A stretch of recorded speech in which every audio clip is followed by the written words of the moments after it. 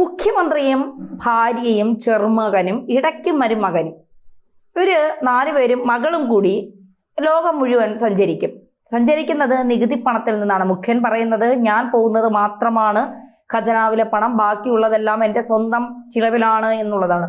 ഇപ്പോൾ ഒരു വിവരാവകാശ രേഖ വന്നു. അതായത് കമലയും കൊണ്ട് ഹണിമൂൺ മൊത്തവും കറങ്ങിയത് സാധാരണക്കാരുടെ പണത്തിൽ നിന്നാണെന്ന്. ശരിയാണോ?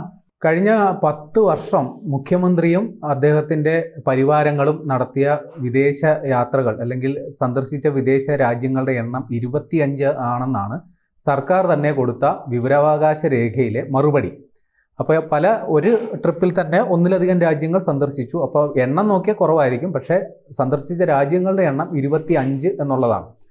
അപ്പോൾ ഇതിന് എത്ര തുക ചെലവായി എന്നുള്ളതിന് കൃത്യം കണക്ക് ഇപ്പോഴും സർക്കാരിൻ്റെ കയ്യിൽ ഇല്ല എന്നുള്ളതാണ് വാസ്തവം. കാരണം ഈ പറയുന്ന പല സന്ദർശനത്തിലും പങ്കെടുത്ത ഉദ്യോഗസ്ഥരടക്കമുള്ളവർക്ക് റീഇംബേഴ്സ്മെൻ്റ് ഉണ്ട്. അതായത് അവിടെ ചെലവാക്കിയ തുക പിന്നീട് സർക്കാർ കൊടുക്കും. അപ്പോൾ അത്തരത്തിൽ ചില പേപ്പർ വർക്കുകളൊക്കെ ഇനിയും പൂർത്തിയാകാനുള്ളത് കൊണ്ട് കൃത്യം രേഖകളില്ല.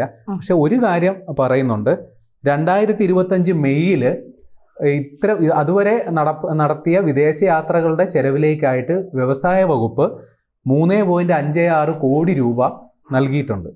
ഇത് കൂടാതെ ഇനിയും അതിൽ ഭേദഗതി ഉണ്ടാകും. ബാക്കി തുക എത്രയുണ്ടെന്നുള്ളത് നമുക്ക് പിന്നാലെ അറിയിക്കാൻ പറ്റും. പക്ഷേ പിന്നെ മറ്റൊരു സംഗതി കൂടിയുണ്ട്. ഒരു 2019 ദുബായ്, ജപ്പാൻ തുടങ്ങിയ രാജ്യങ്ങൾ സന്ദർശിക്കുന്ന കൂട്ടത്തിലാണെന്ന് തോന്നുന്നു. ഒരാൾക്ക് ഒരു ദിവസത്തെ ചെലവിന് വേണ്ടിയിട്ട് $100 വീതം പടി ഉണ്ടായിരുന്നു. കൈച്ചെലവിന്, അതായത് പോകുന്ന വഴിക്കല്ലോ ചായ കുടിക്കലോ അങ്ങനെ എന്തെങ്കിലും ഉണ്ടെങ്കിൽ സ്നാക്സ് കഴിക്കുക, ഒരു $100 വീതം പടി. പിന്നെ അതും രസകരമായ സംഗതി, ഒരു ഇംഗ്ലണ്ട് പര്യടനത്തിൽ ഈ മുഖ്യമന്ത്രിയുടെയും പരിവാരങ്ങളുടെയും സന്ദർശന പരിപാടികൾ ചിത്രീകരിക്കാനായിട്ട് മാത്രം അവിടെ എംബസി വഴി 7 ലക്ഷം രൂപയുടെ വീഡിയോ കവറേജിൻ്റെ ചെലവും വന്നിട്ടുണ്ട്. അപ്പോൾ ഇതെല്ലാം നമ്മുടെ കയ്യിൽ നിന്ന് കണ്ടമാനം കാശ് പോയിട്ടുണ്ടെന്നുള്ളത് ബോധ്യപ്പെട്ടു. പിന്നെ അദ്ദേഹം സഞ്ചരിച്ച രാജ്യങ്ങളുടെ ലിസ്റ്റ് എടുത്താൽ അമേരിക്ക, ഇംഗ്ലണ്ട്, ജപ്പാൻ, ദക്ഷിണ Korea, Finland, Norway, Switzerland, France, Bahrain, Netherlands, കുറേ എണ്ണം. അപ്പൊ ഇങ്ങനെ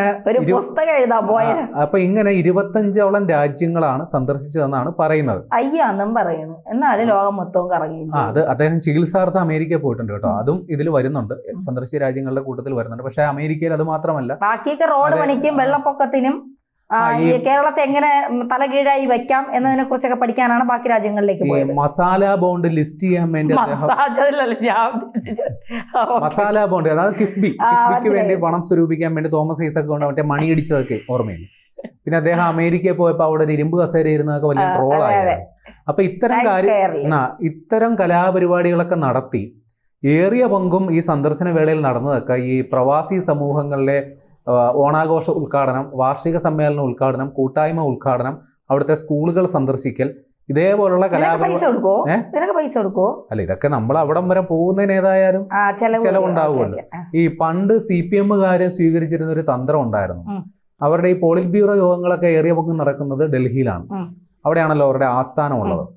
അപ്പോൾ കേന്ദ്രം ഭരിക്കുന്നത് ഏതെങ്കിലും, ഇപ്പൊ അന്നത്തെ കാലത്ത് ഏറിയ പങ്കും കോൺഗ്രസ് ആണ് ഭരിച്ചിരുന്നത്, ഇപ്പൊ BJP.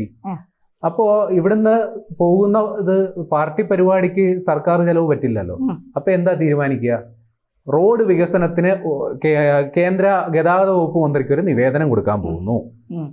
എന്നിട്ട് പോകുന്ന വഴിക്ക് അംഗവും കാണാൻ താളി ഓടിക്കാന്ന് പറഞ്ഞതുപോലെ പേരിനൊരു നിവേദനം കൊടുത്തിട്ടെങ്കിൽ പോരും PB യോഗത്തിലും പങ്കെടുക്കും. ഇതായിരുന്നു കാലാകാലങ്ങളായി സ്വീകരിച്ചിരുന്ന ഒരു സ്ട്രാറ്റജി. അപ്പൊ അത് തന്നെയാണ് ഇവിടെ നടന്നുകൊണ്ടിരുന്നത്. അവിടുത്തെ പിന്നെ പ്രവാസി കൂട്ടായ്മകളുടെ ഓണാഘോഷത്തിനും അത്തപ്പൂക്കള മത്സരത്തിനും ഒക്കെ പങ്കെടുക്കാനായിട്ട് ഇവിടുന്ന് അങ്ങ് പോവുകയാണ്. കൂട്ടത്തിൽ കുറച്ച് വ്യവസായ ആളുകളെയും വിളിച്ചെടുത്തൊരു യോഗം. രസകരം എന്തെന്നാൽ ഇത്തരം പരിപാടികളൊക്കെ ഏകോപിപ്പിക്കുന്നതിന്റെ ചുമതല വ്യവസായ വകുപ്പിന് കീഴിലുള്ള KSIDC, Kerala state industrial development corporation, അവരാണ് ചെയ്യുന്നത്. അപ്പൊ അവരോട് വിവരാവകാശ പ്രകാരം ചോദിച്ചു, ഈ സന്ദർശന പരിപാടികൾ വഴി ഏതെങ്കിലും തരത്തിലുള്ളൊരു ധാരണാപത്രം ഒപ്പിട്ടിട്ടുണ്ടോ, അതല്ലെങ്കിൽ അത്തരം നടപടികൾ ആ വകയിൽ ഏതെങ്കിലും തരത്തിലുള്ള നിക്ഷേപം ഇവിടെ വന്നിട്ടുണ്ടോ? അവർക്ക് ഉത്തരം ഒന്നുമില്ല എന്നുള്ളതാണ്. ഒന്നുമില്ല. മുട്ടയും കൊണ്ടാണ് KSIDC പറയുന്നത് അത്തരം ഏതെങ്കിലും ഒരു MOU സൈൻ ചെയ്തതായിട്ട് ഞങ്ങൾക്ക് അറിയില്ല. Mutual understanding memorandum of understanding sign ചെയ്തതായിട്ട് ഞങ്ങൾക്ക് അറിയില്ല. അത് മാത്രമല്ല ഒരു സന്നദ്ധത അറിയിക്കണമല്ലോ, അതെ എക്സ്പ്രഷൻ ഓഫ് ഇൻട്രസ്റ്റ്, അതെ. അത് ഒപ്പിട്ടതായിട്ട് ഞങ്ങൾക്ക് അറിയില്ല. പിന്നെ എന്ത് കാര്യത്തിനാണ് മുഖ്യമന്ത്രിയും ടീമും അങ്ങോട്ട് പോയതെന്ന് നമുക്കറിയില്ല. പക്ഷേ വ്യവസായ വകുപ്പ് മന്ത്രി പറയുന്നത് ഇതിന് വിരുദ്ധമായ ഒരു സംഗതിയാണ്. അദ്ദേഹം പറയുന്നത് 2024-25 സാമ്പത്തിക വർഷത്തിൽ കേരളത്തിൽ വന്ന വിദേശ നിക്ഷേപം എന്ന് പറയുന്നത് 3300 കോടി രൂപയാണ്. അതിൽ ഏറിയ പങ്കും വന്നിരിക്കുന്ന IT മേഖലയിലും ടൂറിസം മേഖലയിലും ഒക്കെയാണ്. അത് മാത്രമല്ല കഴിഞ്ഞ സാമ്പത്തിക വർഷം 1633 കോടി രൂപയായിരുന്നതാണ് ഈ 3300 കോടിയായി വർദ്ധിച്ചതെന്ന് പറയുന്നു.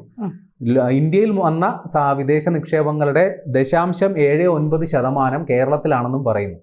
അപ്പോൾ വ്യവസായ വകുപ്പ് മന്ത്രി പറയുന്നു കേരളത്തിലേക്ക് നിക്ഷേപം വന്നു. പക്ഷേ വ്യവസായ വകുപ്പിന് കീഴിലുള്ള ഒരു ഏജൻസി ഇതിന് ചുമതലപ്പെടുത്തിയവർ പറയുന്നു അത്തരത്തിൽ ഒരു മെമ്മോറാണ്ടം ഓഫ് അസോസിയേഷനോ അത്തരത്തിലൊരു രേഖയോ അടിച്ചു മാറ്റി കാണും. അല്ല, മുഖ്യമന്ത്രി നിയമസഭയിൽ നടത്തിയ പ്രസ്താവനകളുണ്ട്. അദ്ദേഹം ഓരോ വിദേശ പര്യടനം കഴിഞ്ഞ് വന്നതിന് ശേഷം ഓരോ കമ്പനികൾ 150 കോടിയുടെ നിക്ഷേപം ഓഫർ ചെയ്തു. അതായത് നമ്മുടെ ബഹിരാഷ്ട്ര കമ്പനികളൊക്കെ ഉണ്ട്. ഇപ്പം മഹീന്ദ്ര പോലെയുള്ള അല്ലെങ്കിൽ നമ്മുടെ ബിർള പോലെയുള്ള കമ്പനികളൊക്കെ വൻ നിക്ഷേപം ഓഫർ ചെയ്തെന്നൊക്കെ നിയമസഭയിൽ വന്ന് തള്ളിമറിച്ചു. പക്ഷേ ആ കാര്യം ഈ KSIDC അറിഞ്ഞില്ലെന്ന് തോന്നുന്നു. അല്ലെങ്കിൽ വ്യവസായ വകുപ്പ് മന്ത്രി അറിഞ്ഞു, KSIDC അറിഞ്ഞിട്ടില്ല. രണ്ടിൽ ഒന്നെങ്കിൽ മുഖ്യമന്ത്രി നിയമസഭയിൽ കള്ളം പറഞ്ഞു, അല്ലെങ്കിൽ KSIDCയിലുള്ള ഉദ്യോഗസ്ഥർ മര്യാദക്ക് പണിയെടുക്കുന്നില്ല. അവരിതൊന്നും അറിഞ്ഞിട്ടേ ഇല്ല. അപ്പോൾ ഒന്നെങ്കിൽ മുഖ്യമന്ത്രി KSIDCനെ പിരിച്ചുവിടണം, അല്ലെങ്കിൽ മുഖ്യമന്ത്രി കള്ളം പറഞ്ഞതാണ് മുഖ്യമന്ത്രി സമ്മതിക്കണം. ഈ സമ്മതിക്കേണ്ട കാര്യമില്ല. അല്ല, P. രാജീവ് പറഞ്ഞ കണക്ക് അതിലും സംബന്ധിച്ച് നമുക്ക് ഒരു സംശയം ഇപ്പോൾ വരികയാണ്. ഈ 3333 കോടി രൂപ കേരളത്തിലേക്ക് വന്നത് ഈ കിഫ്ബി നിക്ഷേപം എന്ന രീതിയിൽ വായ്പയായിട്ട് വന്നതാണോ അല്ലയോ നമുക്കറിയില്ല. അതിനെക്കുറിച്ച് നമുക്ക് അറിയണം. പിന്നെ അത് മാത്രമല്ല, സർക്കാർ മുമ്പ് വിട്ട അവകാശവാദ പത്രികയിൽ കേരളത്തിൽ സൃഷ്ടിക്കപ്പെട്ട തൊഴിൽ അതുകളുടെ ലിസ്റ്റിന്റെ കൂട്ടത്തിൽ വന്ന ലിസ്റ്റിൽ ഏറിയ പങ്കും സാധാരണക്കാർ സ്വന്തം നിലയിൽ കച്ചവട സ്ഥാപനം തുടങ്ങിയതൊക്കെ തൊഴിലായിട്ട് ചിത്രീകരിക്കപ്പെട്ടിട്ടുണ്ട്. അപ്പൊ അത്തരത്തിൽ ഈ വന്ന നിക്ഷേപം എന്ന് പറയുന്നത് ഏതെങ്കിലും പ്രവാസി അവന്റെ വീട്ടിലേക്ക് അയച്ചു കൊടുത്ത പണവും ഈ കണക്കിൽ വന്നിട്ടുണ്ടോ എന്ന് നമുക്കറിയില്ല.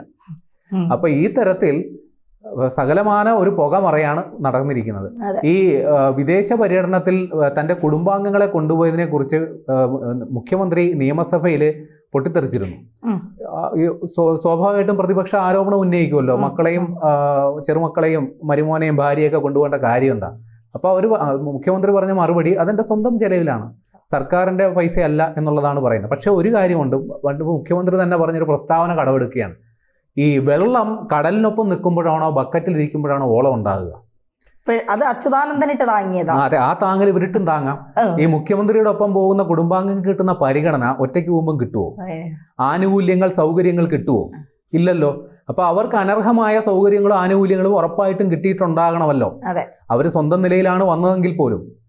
അങ്ങനെയാണെങ്കിൽ മുഖ്യൻ ഒരു ഫ്ലൈറ്റിൽ പോകണം, ഇവര് വേറൊരു ഫ്ലൈറ്റിൽ പോകണം, മുഖ്യൻ വേറൊരു ഹോട്ടലിൽ താമസിക്കണം, ഇവര് വേറൊരു ഹോട്ടലിൽ താമസിക്കണം. അല്ല, അങ്ങനെ പറയാൻ ന്യായമാണെങ്കിൽ അങ്ങനെ തന്നെ വേണം. അപ്പോൾ ഈ കൂടെ കൊണ്ടുപോകേണ്ട ആവശ്യം എന്തായാലും ഇപ്പൊ ഭാര്യനെ കൊണ്ടുപോകുന്ന മനസ്സിലാക്കുക, അദ്ദേഹത്തിന് ആരോഗ്യപരമായ പ്രശ്നങ്ങളുണ്ട്. അപ്പോൾ പരിചരണത്തിന് കൂടെ ഒരാൾ വേണം. ഈ മകൾക്കും ചെറുമകനും എന്താ റോള്? ഇപ്പൊ വീണാ വിജയനെതിരെ അത്തരം ആക്ഷേപങ്ങൾ വന്നിട്ടുണ്ട് മുമ്പും. അതായത് സർക്കാരിന്റെ ഇത്തരം ഔദ്യോഗിക പരിപാടികളിലൊക്കെ പങ്കെടുത്ത് പല കരാറുകളും വീണാ വിജയന്റെ IT കമ്പനി അടിച്ചു മാറ്റിയതായിട്ട് ഒരു ആരോപണം മുമ്പ് വന്നിരുന്നു.